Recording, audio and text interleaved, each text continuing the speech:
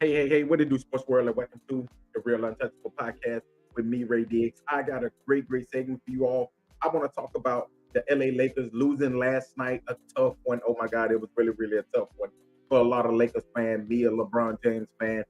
They lost to the defending champs, the Denver Nuggets, 119 to 107 in the season opener for both teams. But hey, before I get started, hey, make sure you all hit the like button. Hey, hit that like button, the subscribe button, all right, and the share button.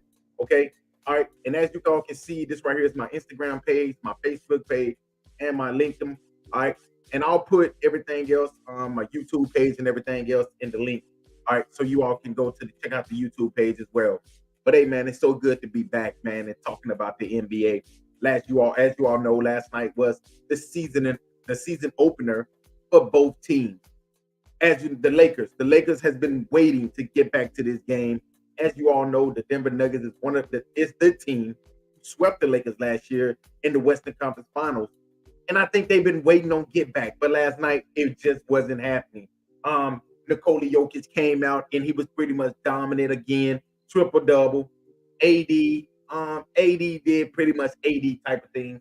LeBron played LeBron type of game. As you all know, he will be on the minutes restriction this season. Only played 29 minutes, but he's in his 21st season. And I understand what the Lakers are doing. The Lakers lost last night to the Denver Nuggets, as I said before, 119 to 107. I'm going to talk about the Denver Nuggets and why I was impressed with this Denver Nugget team. And the reason why this team is primed, bearing any injuries, they are primed to make another run at another NBA championship. I'm going to start off with the superstar Nikola Jokic.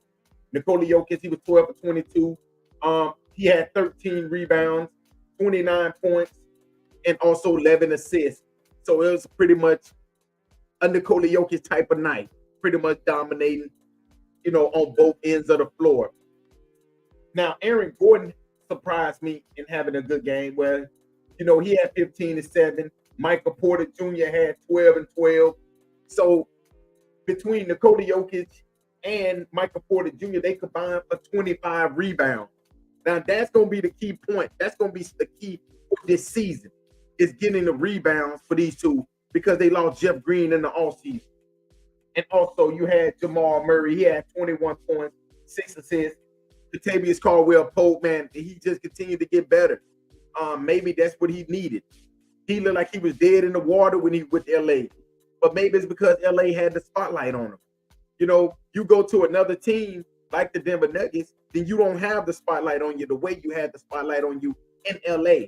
And that's what I think this is. Because ever since he left LA, he's been balling. He's been he's been looking like how he was when he first got with LA, hitting threes left and right. He was last night, he was 2 for 3 from 3-point range. He was a plus 10 when him on the court. Okay, and if you look at their bench, the Denver Nuggets bench really didn't do too much. Reggie Jackson came out there and hit three after he hit a couple 3-pointers. That kind of hurt the Lakers. So the Denver Nuggets, they starters pretty much killed the Lakers. It wasn't the bench, it was more of the starters. Now I want to see how this team is going to perform when they have to go deep into their bench and their starters is not playing good. They don't have a bench like they had last season because they lost a lot. But this team right here is a really good team, and I expect for them to, pretty much defend their title. I'm not saying they're going to win the NBA championship because I don't think they are going to win the championship. But I do expect for them to pretty much they're going to be somewhere up there towards the top of the Western Conference as well as somewhere in the thick of things when it comes down to the Western Conference Final, maybe even the NBA Finals again. Okay, now what I want to talk about is I want to talk about the LA Lakers and why I'm a little bit hesitant to really jump on this team, but it's only game one. But Anthony Davis really pretty much, I'm gonna get to Anthony Davis in a minute. Austin Reeves, he was 4 for 11. He didn't have a good shoot night. 14 points. D'Angelo Russell, I'm worried about him. He's the number one player that I'm really worried about this season. And will he be with the Lakers at the end? Will the Lakers try to make a move for D'Angelo Russell around the trade deadline? I can see that. I can see them going out there trying to get a point guard that's more reliable. Because D'Angelo Russell, he had these type of nights. where he is 4 for 12. You know, he has seven assists, but the 4 for 12, you know, with LeBron only playing 29 minutes and him playing 36, he's gonna have to do more than just 11 points. I would say if he scores 18, Austin Reeves scores 18, the Lakers wins the game. Whether it doesn't matter whether LeBron and AD pretty much dominate. Anthony Davis, I don't know whether he was using energy on the defensive end, but he was 6 for 17. He had 17 points, 2 blocks, 4 assists, and 8 rebounds. Now let's talk about what's really happened. What really happened last night? Anthony Davis did not score a point in the second half. So this right here, pretty much, once I say that, that tells you why the Lakers lost this game. The Lakers lost this game because their superstar, their so-called star of the team, scored 0 points in the second half. So you're not going to win a game against the NBA the defending champs at their house on opening night, and you score 17 in the first half and none in the second half. So this right here is a recipe for losing. So now you all see why. I can't see the Lakers allowing LeBron to play 29 minutes in a close game like this, because when LeBron went out in the fourth quarter with 8 minutes to go, the Lakers had brought the lead. They had cut the lead to 4 points. So that tells me if he stays on the court, the Lakers are probably going to end up tying this thing up somewhere in the fourth quarter.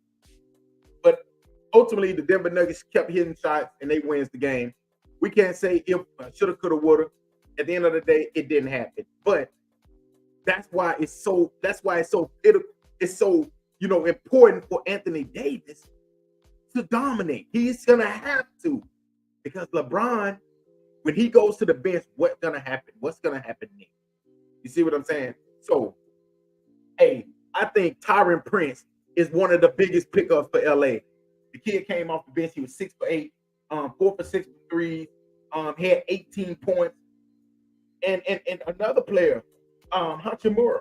Rui had a bad game last night. I don't expect for Rui to have this type of bad game all the time. 6 points, 3 rebounds. I expect for him to get it right. Christian Woods, they're gonna have to find a way to get Christian Woods more play. Gabe Benson, Cam Reddish. Cam Reddish only played 18 minutes. He was 2 for 4. He had 7 points for 4 rebounds. Justice Hayes, but Jackson Hayes, he only played 7 minutes. They're going to have to figure out a way how to get these players playing time. Because if you look at it, if you play Christian Woods more and give him more shots, maybe give him some of the shots that D'Angelo Russell is taking, maybe maybe the Lakers come back and win this game. You see? So with that being said, it's a lot of things that the Lakers can do better in game 2. In the game 2, they're going to play against the Phoenix Suns. I think the Lakers are more deeper than the Phoenix Suns. Yes, the Phoenix Suns have 2 guards. They have two players that can go bonkers. But I think that this Lakers team is more deeper when it comes down to the bench, to where they can overcome if these 2 stars go bonkers. I think LeBron James is going to keep, he had 21 points, 8 rebounds, and 5 assists. Man, this dude is in year 21. That is crazy. Year 21, and he's still out here scoring 21 points, 8 rebounds, and 5 assists. Okay? And he was +7. To be honest, him and D'Angelo Russell, I don't know how D'Angelo Russell, I don't even count this plus minus stuff. But LeBron was +7 with him on the court. So that tells me that if he plays more, the Lakers might win this game. But that's crazy that this man is in year 21, 10 for 16. He was coasting at the beginning of the first half, all the first half, honestly, then the third quarter, and then he started turning it on in the midway, towards the end of the third and then the fourth quarter. But like I said, man, it's crazy that this man is still performing at a high level the way he is. Hopefully, God continue, to keep him healthy. But I think that if he stays healthy, the Lakers will be somewhere up there towards the top come playoff time. I don't think this team is a play-in team this year. If this team stays healthy, this is a top at least 4 team in the Western Conference. That's just my opinion. They did not play good last night. They did not play good at all, and they could have still won this game. you know. But when you get off to a slow start like they did, think about it. They went down by 14 in the first quarter. Then, they held the edge in the second and third quarter. And then in the fourth quarter, they pretty much allowed the Denver Nuggets to get out and run. And the Lakers, they didn't even shoot good. They shot 45%, while the Denver Nuggets shot 52% from the field. If you think about it, Lakers shot 10 for 29 from three. Okay, the Denver Nuggets hit 14 3-pointers. And when it comes to free throws, the Lakers, they're going to shoot more free throws than almost everybody because they're bigger than everybody. Last night they was missing Jerry Vanderbilt. I think he do a pretty good job on Nikola Jokic. Not saying he can stop him, but I think he can slow him down just a little bit for the Lakers. That's something that they was missing last night. And when it comes to rebounding, they out-rebounded the Denver Nuggets, 44-42. Now, assists, it was 29-23. That's good as well. 12 turnovers around about the same. Fast break. Points in the paint was the Lakers had 58.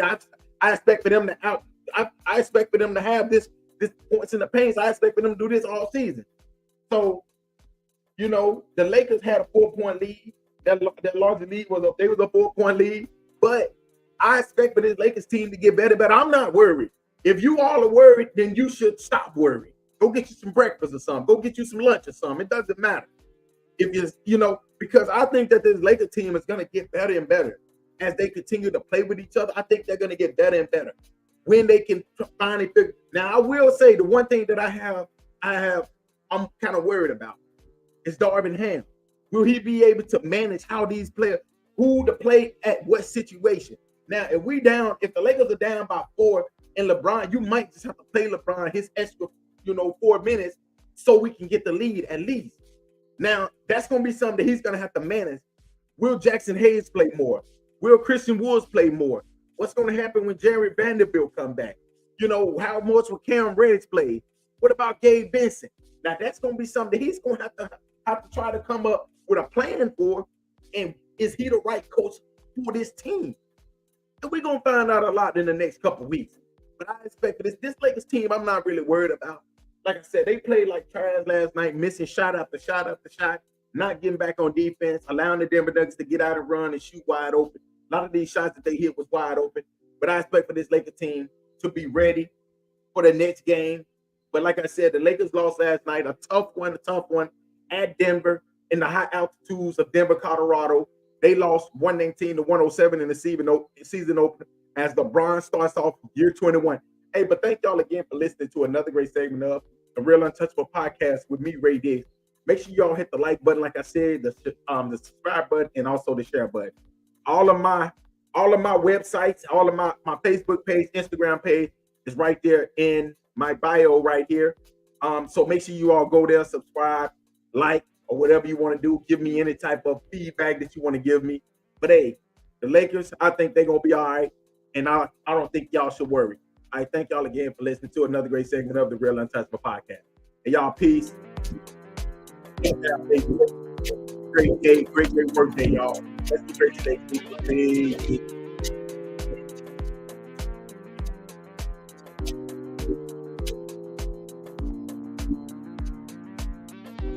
Peace.